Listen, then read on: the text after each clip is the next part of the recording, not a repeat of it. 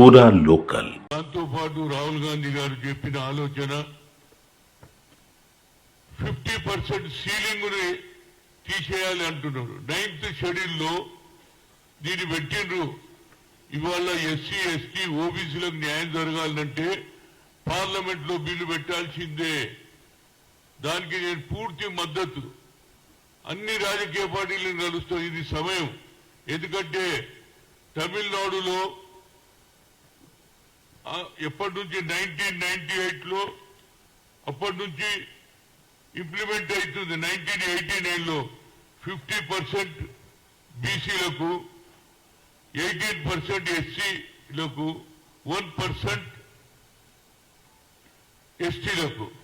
అదేవిధంగా బీహార్లో ఓబీసీలకు 43, ఎస్సీలకు 22% అంటే 65 ఇస్తున్నారు ఆడవారు. దాన్ని కూడా ఇవాళ పాట్నా హైకోర్టు కొట్టేసింది. నితీష్ కూడా అన్నాడు, అదే స్టాలిన్ అన్నాడు. అదేవిధంగా అన్ని రాష్ట్రాలలో ఈ ఆలోచన వచ్చింది.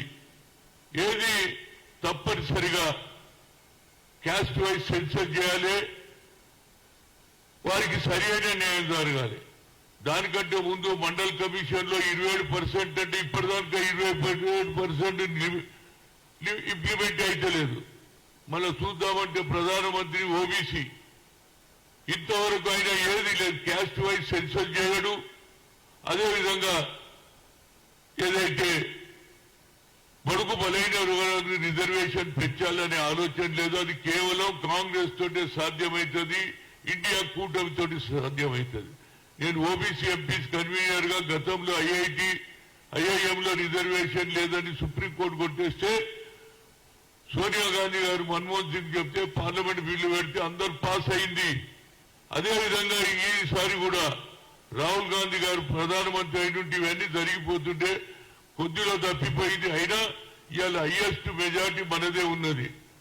నైతికంగా కాంగ్రెస్ గెలిచినట్టే ఇండియా కూటమి. అయినా ఇవాళ వారు పట్టుబడి బడుగు బలైన వర్గాలకు, ఎస్సీ ఎస్టీ ఓబీసీలకు న్యాయం జరగాలంటే ఏదైతే సీలింగ్ 50% ఎత్తేయాలి. 9th షెడ్యూల్లో వచ్చింది, దాన్ని తీసేసి మళ్ళీ పార్లమెంట్లలో బిల్లు పెడితేనే మా ఓబీసీలకు, ఎస్సీ ఎస్టీలకు న్యాయం జరుగుతుందని చెప్తున్నా. మరొకసారి ఒక మంచి నిర్ణయం తీసుకున్నందుకు రాహుల్ గాంధీకి ధన్యవాదాలు. అదేవిధంగా జయరాం రమేష్ చాలా కేటగారికల్ అన్నాడు. ఈ 50% సీలింగ్ కాంగ్రెస్ పార్టీ ఎత్తేయాలంటుంది. పార్లమెంట్ లో బిల్లు పెట్టాలి, అప్పుడే సరి అయిన న్యాయం జరుగుతుంది మాకు అనేది నా ఉద్దేశం.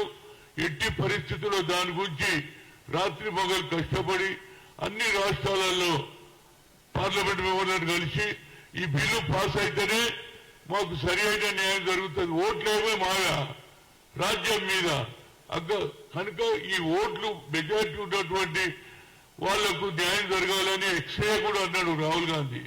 కన్యాకుమారి నుంచి కశ్మీర్ జరుగుగా మరొకసారి కాంగ్రెస్ పార్టీ నిర్ణయం తీసుకున్నందుకు నేను హృదయపూర్వక ధన్యవాదాలు. ఇది ఎప్పటి నుంచో కోరుతున్నా.